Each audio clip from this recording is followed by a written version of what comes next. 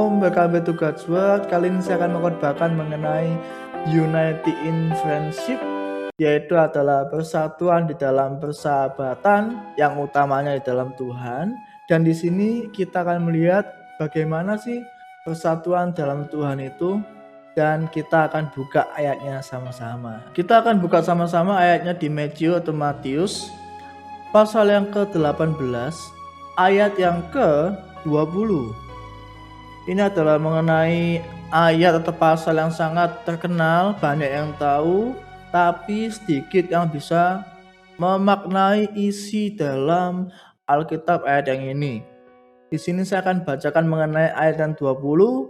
Saya himbau Anda sekalian membaca satu pasal full, gak banyak kok ya, cuma satu pasal, cepat dan bisa memahami segala konteks yang ada di pasal 18 ini. Saya akan bacakan untuk Anda. For where 2 or 3 are gathered in my name, there am I among them. Jadi di sini dimanapun ada 2, 3 berkumpul dalam namaku, yaitu Yesus, maka aku ada di sana. Nah, ini adalah sebuah perkumpulan. Tuhan kita, Yesus, itu menyukai yang namanya perkumpulan, komunitas, community. Dimana kalau kita lihat Allah kita pun adalah Allah Bapa, Anak, dan juga Roh Kudus. Sebuah kesatuan. Jadi kalau misalnya kita tahu bahwa Tuhan kita itu mengelompok, Dia suka untuk persatuan di dalam sebuah hubungan, friendship, persahabatan, pertemanan. Di sini kita tahu bahwa kadang kenapa sih kok Tuhan nggak datang pada saat ada anak Tuhan di kafe kumpul-kumpul? Soalnya tujuannya nggak ke situ. Yang dimaksud dalam namaku aku akan datang itu adalah pada saat berdoa dengan sungguh-sungguh 2-3 anak berkumpul dalam nama Tuhan. Jadi kalau misalnya cuma kumpul-kumpul doang, ya nggak ada apa-apa. Bukan itu makna yang ada di ayat ini. Tetapi ayat ini mengandung sebuah kuasa di mana kalau kita berkumpul dalam nama Tuhan 2 atau 3 itu adalah minimum requirement. Jadi kalau misalnya nggak bisa didapat lewat 2 dan 3, maka Tuhan bisa diundang lewat penyertaan kita masing-masing. Misalnya saya atau Anda atau siapa gitu. Melalui bagaimana hubungan kita dengan Tuhan, bagaimana kita dekat dengan Tuhan, kita bisa undang Dia with only one. Jadi hanya dengan satu aja. Tapi kalau emang pada umumnya 2 atau 3 berkumpul, maka Tuhan ada di situ. Itu membutuhkan sebuah iman. Ini nggak bisa sebuah dimensi yang dimana gitu-gitu aja nggak bisa. Ini membutuhkan iman. Dan yang mengimani adalah 2 atau 3 yang berkumpul itu. Kalau yang mengimani cuma 1 atau 2 percuma. Soalnya bagaimana kalau kita mengimani Tuhan, Tuhan itu hidup. Kalau misalnya kita berkumpul dalam nama Tuhan, kita tahu bahwa Tuhan ada di sini. Maka segala bentuk apapun yang di sekeliling kita akan kayak ada beda, kayak semacam ada feeling gitu. Pokoknya kita kayak ada sesuatu yang kita tuh nggak layak banget, hanya Tuhan yang layak, aku tak layak sama sekali. Nah, feeling-feeling yang seperti itu yang bisa hanya Tuhan ada. Kalau iblis atau setan kan membuat kita kayak ketakutan, kayak nggak mau ngapa-ngapain, takut, kegelapan takut gitu. Tapi kalau ada Tuhan itu pasti ada namanya sukacita, damai, dan lain-lain, itu pasti ada. Beda banget feel-nya. Jadi kalau misalnya kita tahu bahwa ada kuasa di balik 2-3 berkumpul dalam nama Yesus, sebaiknya kita jangan main-main dan sebaiknya kita menggunakan itu untuk memang jika dibutuhkan. Contohnya kayak persekutuan doa. Jadi kayak misalnya kita berkumpul dalam suatu tempat kecil, kelompok-kelompok kecil, lalu kita berdoa dalam nama Yesus, Tuhan ada di sana, Dia datang. Jadi kalau misalnya kita main-main, ya percuma. Oh, kita undang Tuhan itu adalah untuk memuliakan nama Dia, bukan kita main-main. Semuanya itu balik lagi ke Tuhan. Kita dikasih kuasa untuk memanggil Yesus untuk datang. Tidak ada kepercayaan lain yang bisa memanggil Tuhan. Biasanya itu cuma ngecek Tuhan ada di mana gitu. Kita anak Tuhan dikasih privilege, dikasih VIP pass di mana kita bisa memanggil Tuhan Yesus. Kita bisa mendatangkan Tuhan. Jadi kita itu adalah anak. Posisinya anak itu bisa meminta sesuatu. anak itu memiliki hak kepada bapaknya. Jadi kalau misalnya Anda itu sebagai anak punya ayah atau ibu, Anda itu punya hak untuk membeli sesuatu, minta ini itu kepada ayah ibu Anda. Jangan minta kepada tetangga Anda, itu salah. Jadi kalau misalnya kebalikannya juga, bapak ke anak, ya bapak itu punya hak untuk ngasih sesuatu buat anaknya. Kita itu memiliki sebuah hubungan yang intim dengan Tuhan. Kita itu seperti memiliki hubungan yang dekat dengan ayah atau ibu kita, atau Anda dengan anaknya, seperti itu. Kalau kita nggak punya hubungan dekat, sebuah hubungan terjalin dengan sebuah proses dan memakan tidak banyak sedikit waktu, bisa sangat panjang, mungkin bulanan, tahunan, puluhan tahun maybe, untuk bisa mendekat sangat-sangat kuat.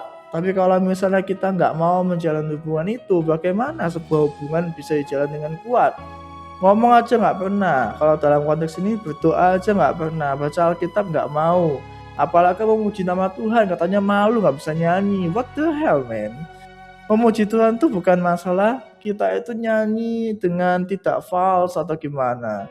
Memuji Tuhan itu adalah bagaimana hati kita connect dengan Tuhan. Bukan masalah apa yang di mulut pas apa enggak. Semua manusia itu pasti ada masa di mana dia nggak bisa nyanyi, dia nadanya salah gitu. Tapi bukan masalah itu, masalahnya adalah hatinya nggak boleh salah. Percuma kalau misalnya nyanyi nggak false, tapi hatinya salah. Hatinya nggak ke Tuhan, hatinya ke dunia, hatinya berbalik, menjauhi Tuhan, itu sangat-sangat salah. Di depan manusia lain dia kelihatan seperti suci, suci, suci, kudus, kudus, kudus. Tetapi di belakang semua itu hanya dilakukan hanya sebuah pelayanannya saja. Itu bukan lewat suatu kedalaman hati. Seperti pasangan yang kangen pada pasangan lainnya. Ya dia nggak bisa untuk menjual itu. Sebuah ketulusan itu nggak bisa dijual. Sebuah ketulusan itu ada melalui hati, kemudian dipancarkan lewat sebuah perbuatan. Jadi kalau misalnya kita melihat suatu perbuatan kebaikan kelihatannya, tetapi kalau kita lihat tidak ada ketulusan, mungkin ada motivasi lain. Sama dengan sebuah pelayanan. Pelayanan bisa untuk dibalut dengan skill yang sangat fantastis. Tetapi inti, makna, feel dalam sebuah pelayanan tidak bisa dibangun dengan skill. Yaitu dibangun dengan kebutuhan hidup dengan Tuhan. Bagaimana kita bertumbuh gandengan tangan dengan Tuhan, itu yang bisa dibangun. Kalau misalnya kita hanya bangun skill kita main musik, skill khotbah, skill nyanyi, skill apapun itu bisa dibangun dalam konteks apapun juga. Tapi bagaimana sebuah pedang itu memiliki makna tergantung bagaimana pemakai pedang itu. Pedang itu akan menjadi berguna untuk melindungi nyawa, sekaligus pedang itu kalau disalahgunakan juga akan bisa untuk mencelakakan nyawa teman-teman atau sekeliling kita yang kita cintai. Bagaimana kita bisa menggunakan hal itu tergantung ke pemegangnya. Bagaimana kita tahu hati itu tulus apa enggak, bagaimana kita tahu bahwa penyembahan itu sejati apa enggak, tergantung bagaimana penyembahnya. Tuhan tetap Tuhan, penyembahnya beda-beda. Motivasi atau tulus itu mesti diuji. Makanya ujilah segala sesuatu, peganglah yang baik. Kalau kita tahu bahwa ini adalah sebuah ujian, kita tahu dia itu nggak tulus atau gimana, ya sudah, itulah kita pegang. Oh ternyata dia emang nggak tulus, emang skill doang dan lalalala gitu. Gak apa-apa, Tuhan yang menilai, Tuhan yang tahu. Kita sebagai manusia yang lain nggak usah balas dia, ngapain gitu loh dibalas-balas. Kebaikan yang dibalut dengan suatu kebajikan yang tanpa ketulusan, ya sudah gitu, gak apa-apa.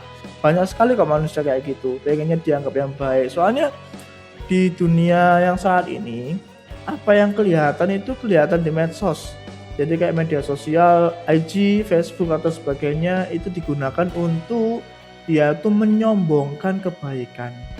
Kalau dulu kan menyombongkan sesuatu yang jelek ya, kekayaan, fame atau apa. Ini kebalik, menyombongkan kebaikan. Jadi dimanapun dia berada, dia lakuin sesuatu kebaikan, mesti followernya atau apapun itu sebutannya mungkin yang langganan sama dia mesti tahu, mesti melihat bahwa dia berbuat baik. Bukankah itu kehilangan ketulusan dan juga esensi kebaikannya juga? Malahan kalau seperti itu. Dan apakah Tuhan disenangkan? Enggak. Sama sekali Tuhan nggak disenangkan. Tuhan dipermalukan lewat hal itu.